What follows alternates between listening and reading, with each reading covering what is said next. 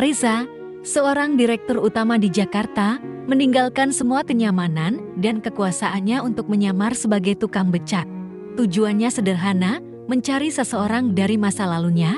Namun, ketika ia mengantar seorang wanita bernama Alia, masa lalunya kembali menghampiri bersama rahasia besar yang bisa mengguncang perusahaannya. Alia tanpa sadar membawa dokumen penting yang terkait langsung dengan Reza. Perjalanan singkat itu berubah menjadi misi yang penuh ketegangan, hingga akhirnya Reza harus memutuskan apakah ia akan mengungkap identitasnya atau membiarkan takdir yang berbicara. Pagi itu Jakarta seperti biasa, bising, padat, dan sedikit kacau di antara suara klakson, teriakan pedagang kaki lima, dan aroma bakso yang entah dari mana datangnya. Ada seorang tukang becak yang kelihatan aneh, bukan karena becaknya berwarna merah mengilap seperti baru dicat, tapi karena orang yang duduk di sadelnya terlihat terlalu rapi, kemeja putih lengan panjang, celana kain hitam, sepatu yang kalau diperhatikan jelas-jelas bukan sepatu yang biasa dipakai tukang becak. Rambutnya disisir rapi ke belakang, wajahnya bersih tanpa kumis ataupun janggut. Namanya Reza bagi orang-orang di sekitar kawasan kota tua itu. Reza adalah pendatang baru di dunia perbecakan. Mereka menganggapnya aneh, tapi santai saja, karena toh ia mau narik penumpang dan tak pernah mematok harga tinggi. Yang mereka tak tahu, lelaki ini bukan sekadar pendatang baru. Ia adalah direktur utama sebuah perusahaan properti raksasa yang namanya sering muncul di halaman bisnis koran nasional. Hanya saja, pagi ini, dan entah sampai kapan, ia memilih jadi tukang becak. Reza menarik becaknya pelan-pelan, menikmati udara. Pagi yang belum terlalu panas di kepalanya, ada satu alasan kenapa ia melakukan ini. Ia sedang mencari seseorang dari masa lalunya. Seseorang yang pernah ia cintai, tapi hilang begitu saja tanpa kabar. Sudah bertahun-tahun ia mencoba melacak melalui segala cara, bahkan lewat jaringan perusahaannya, tapi nihil. Maka, ia memutuskan turun sendiri ke jalan, bukan sebagai direktur yang duduk di balik meja rapat, melainkan sebagai bagian dari keramaian kota. "Bang, ke pasar baru?" "Bisa," teriak seorang ibu paruh baya dari pinggir jalan. Reza tersenyum ramah. "Bisa. Bu, silakan naik ke sepanjang hari." Ia mengangkut berbagai macam penumpang, dari ibu-ibu belanja sayur, turis asing yang tersesat, sampai bapak-bapak yang entah kenapa bercerita panjang lebar soal menantunya yang malas kerja. Reza mendengarkan semuanya sambil mengayuh, sesekali mengangguk, kadang tertawa kecil. Namun, menjelang sore, sebuah pertemuan kecil mengubah segalanya. Ia sedang memarkir becaknya di bawah pohon besar, menunggu penumpang, ketika seorang wanita berjalan cepat ke arahnya. Rambutnya panjang tergerai, matanya teduh tapi terlihat letih. Ia mengenakan blus biru muda dan rok hitam selutut, sambil membawa map coklat yang dijepit erat di tangannya. "Mas, bisa antar saya?" Suaranya lembut, tapi nadanya seperti terburu-buru. Reza mengangguk. "Bisa mau kemana, Mbak?" Wanita itu menyebutkan sebuah alamat yang tidak begitu jauh, tapi letaknya agak tersembunyi di gang sempit. Reza naik ke sadel, mulai mengayuh pelan.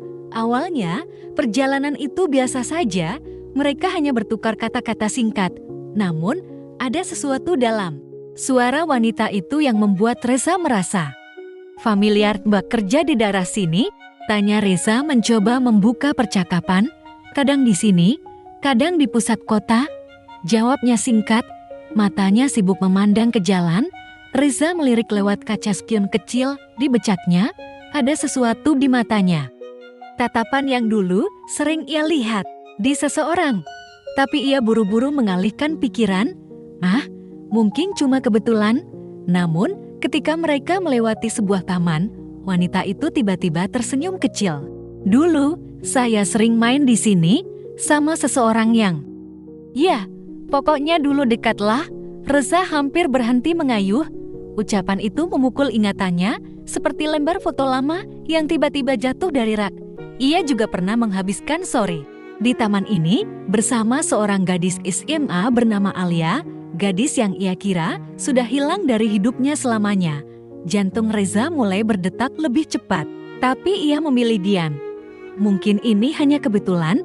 Kalau boleh tahu, nama Mbak siapa? Tanyanya hati-hati.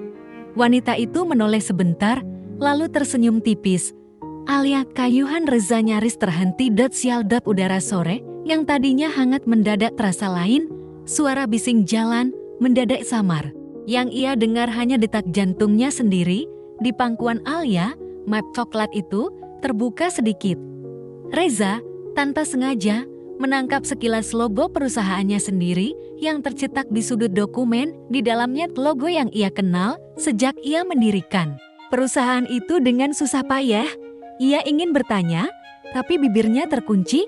Perjalanan ini tiba-tiba terasa jauh lebih rumit daripada sekadar mengantar penumpang. Kayuhan Reza semakin terasa berat, bukan karena jalannya menanjak, tapi karena pikirannya mulai berputar kacau. Nama itu Alia muncul lagi di telinganya, seperti gema dari masa lalu. Ia mencuri pandang lewat spion kecil di becaknya. Alia tampak memeluk map coklat itu semakin erat, seakan takut isinya terbang. Matanya menatap lurus ke depan, tapi sesekali menghela napas panjang. Lama ya di Jakarta? Tanya Reza, mencoba meredakan ketegangan dalam dirinya. Alia mengangguk pelan. Sudah beberapa tahun. Tapi rasanya kota ini gak pernah berubah. Bising, padat, tapi entah kenapa selalu bikin kangen. Reza tersenyum tipis. Kangen, ya?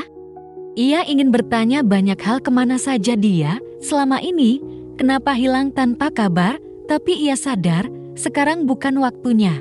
Namun, Alia yang memulai. Mas, pernah nggak ketemu orang yang dulu pernah dekat banget, tapi sekarang kayak orang asing? Pertanyaan itu membuat Reza tersentak. Ia pura-pura fokus pada kayuhan. Pernah rasanya aneh, antara mau nyapa atau pura-pura nggak kenal. Alia tersenyum samar, seolah sedang berbicara pada dirinya sendiri. Kadang kita nggak nyapa karena takut orang itu berubah. Atau kita yang udah terlalu banyak berubah. Hening beberapa saat, hanya suara roda becak yang berderit pelan. Lalu, sebuah kejadian kecil mengubah suasana. Angin sore membawa ujung map coklat itu sedikit terbuka. Reza, yang sedang menoleh ke kanan, sempat menangkap isi halaman pertama. Di pojok atas, logo besar perusahaannya tercetak jelas, diikuti tulisan Confidential Internal Audit. Darah Reza berdesir. Ia langsung mengayuh lebih pelan. Itu Mbak kerja di perusahaan yang logonya kayak gitu? Tanyanya pura-pura santai. Alia menutup mapnya cepat, seperti anak kecil yang ketahuan menyembunyikan sesuatu. Iya, maksudnya saya lagi ada urusan sama perusahaan itu. Urusan apa, kalau boleh tahu? Suara Reza lebih dalam, tanpa ia sadari. Alia menatapnya sejenak, lalu tersenyum tipis. Maaf, Mas, gak bisa cerita. Rahasia kantor. Jawaban itu membuat dada Reza makin sesak. Bagaimana mungkin dia duduk di sini mengantar mantan pacarnya yang membawa dokumen rahasia perusahaannya sendiri? Apa Alia bekerja untuk lawannya? Apakah dia bagian dari skandal yang sudah mulai mencoreng reputasinya? Langit sore mulai gelap. Tetes hujan pertama jatuh di lengan Reza. Dalam hitungan detik, hujan deras mengguyur. Ia menepikan becak ke sebuah warung kopi kecil di pinggir jalan. Berteduh dulu, biar nggak basah. Alia mengangguk, duduk di bangku kayu sambil mengusap rambutnya yang mulai lembab. Reza duduk di sebelahnya, menjaga jarak. Warung itu sederhana, meja kayu panjang, termos air panas, dan toples berisi kerupuk udang. Aroma kopi tubruk mengisi udara. Mas, udah lama narik becak? Tanya Alia. Suaranya terdengar lebih hangat sekarang. Reza menahan senyum. Baru beberapa bulan. Lumayan buat ketemu orang-orang baru. Alia menatapnya lama, seperti sedang mencari sesuatu di wajahnya. Suara Mas ini, entah kenapa, mirip seseorang yang saya kenal dulu. Jantung Reza berdegup kencang. Ia meneguk kopi panas yang baru saja disajikan. Orang penting, mungkin. Alia tersenyum sendu. Penting banget. Dia pernah jadi bagian terbaik di hidup saya, tapi dia hilang. Nggak ada kabar, saya nyari, tapi nggak ketemu. Reza terdiam. Kata-kata itu seperti pisau yang membuka luka lama. Ia ingin bilang aku di sini, Alia, tapi logika menahannya. Mungkin dia punya alasan, kenapa nggak bisa ditemui lagi? Jawab Reza pelan. Alia menunduk. Mungkin hujan di luar makin deras, suara air yang menetes dari atap warung bercampur dengan hiruk-pikuk kendaraan yang tetap memaksa melaju. Lalu, Alia meletakkan map coklat itu di meja dan menatapnya. Mas, saya besok harus ketemu seseorang di kantor pusat perusahaan ini. Orang yang sangat berarti buat saya. Kalau ketemu, dia mungkin hidup. Saya akan berubah selamanya. Reza menelan ludah. Kata-kata itu seperti petir yang menyambar di tengah hujan. Orang yang berarti? Tanyanya hati-hati. Ayah mengangguk, iya. Dan saya rasa dia juga nggak tahu kalau saya masih hidup. Reza memandang keluar, menutupi kekacauan di wajahnya. Malam ini ia harus mencari tahu siapa yang dimaksud Alia. Karena kalau dugaannya benar, segalanya bisa berubah. Malam itu, Reza kembali ke rumahnya yang megah di kawasan elit Jakarta. Begitu pintu tertutup, suasana hening langsung menyergap. Tidak ada suara klakson, tidak ada obrolan penumpang. Hanya detak jarum jam dan pikirannya yang berisik. Ia duduk di ruang kerja, menatap layar laptop. Jari-jarinya mengetik cepat, mencoba mencari data tentang Alia di sistem perusahaan. Namun, hasilnya nihil. Nama Alia tidak ada di daftar karyawan, kontraktor, bahkan vendor. Seolah-olah orang itu dihapus dari catatan resmi. Reza menyandarkan punggung, menatap langit-langit. Siapa sebenarnya yang akan dia temui besok? Ia teringat ucapan Alia, orang yang sangat berarti, yang tidak tahu kalau saya masih hidup. Hatinya berdebar, kemungkinan besar orang itu bukan sekadar kolega. Dan ada satu nama yang terus muncul di pikirannya. Ayahnya, ayah Reza memang sudah lama tidak aktif di perusahaan. Setelah sakit keras beberapa tahun lalu, pria itu memilih hidup tenang di villa pribadi, hanya sesekali datang ke kantor. Meski begitu, pengaruhnya masih kuat terutama dalam urusan penting yang menyangkut masa depan perusahaan. Pagi berikutnya, Reza bangun lebih awal. Ia kembali mengenakan pakaian tukang becak, lalu mengayuh pelan ke kawasan pusat bisnis. Dari kejauhan, ia melihat Alia berjalan cepat menuju gedung perusahaannya yang tinggi menjulang. Rambutnya diikat rapi, map coklat itu masih ada di genggamannya. Reza mengikuti dari jarak aman. Ia menepikan becak di seberang jalan, lalu masuk ke gedung lewat pintu belakang yang biasa ia gunakan saat menyamar untuk inspeksi rahasia. Di lobi lantai 20, ia melihat Alia sedang duduk menunggu. Tidak lama kemudian, pintu lift terbuka dan seorang pria berambut putih keluar. Ayahnya, Pak Arman, sapa Alia sambil berdiri.